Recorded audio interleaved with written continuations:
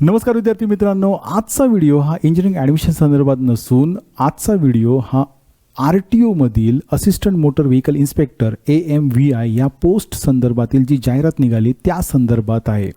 ही जाहिरात निघाली आणि डिप्लोमा तसेच डिग्रीचे जे मेकॅनिकल इंजिनिअरिंगचे स्टुडंट्स आहेत ते अक्षरशः ह्या ॲडच्या मागे लागले आहेत।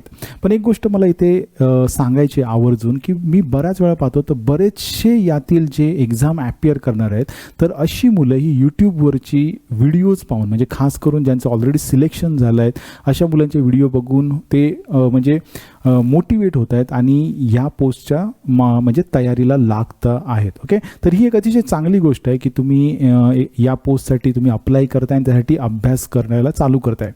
पण काही काही मुलं जोशमध्ये अगदी 10-10, 15-15 हजारचे कोर्सेस घेत आहेत आणि काही मुलं तर अशी आहे की ज्यांनी याच्या अगोदर कधी अभ्यास केला नाही आणि आजपासूनच ते चालू करणार आहेत।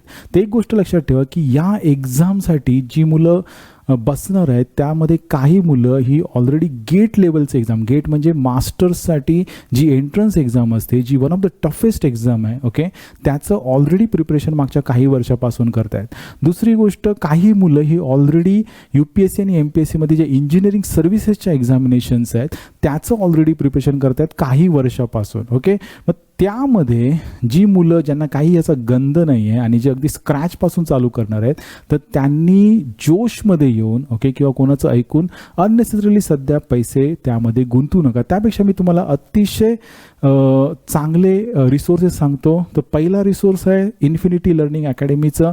1 रुपयामध्ये तुम्हाला प्रिलिमचं प्रिपरेशनचं बुक भेटतं आहे, त्याची लिंक मी तुम्हाला खाली देतो। फक्त 1 रुपयामध्ये तुम्हाला सर्व प्रिलिम्सचे पेपर सॉल्व केलेले मिळतील। तेवढं कराल तर 100% तुमची प्रिलिम निघून जाईल। त्यानंतर तुमच्याकडे जो सिलेबस आहे त्या सिलेबसमधील प्रत्येक गोष्टीचा, प्रत्येक टॉपिकचा यूट्यूबवर व्हिडिओ अवेलेबल आहे। ते यूट्यूब व्हिडिओ पहा।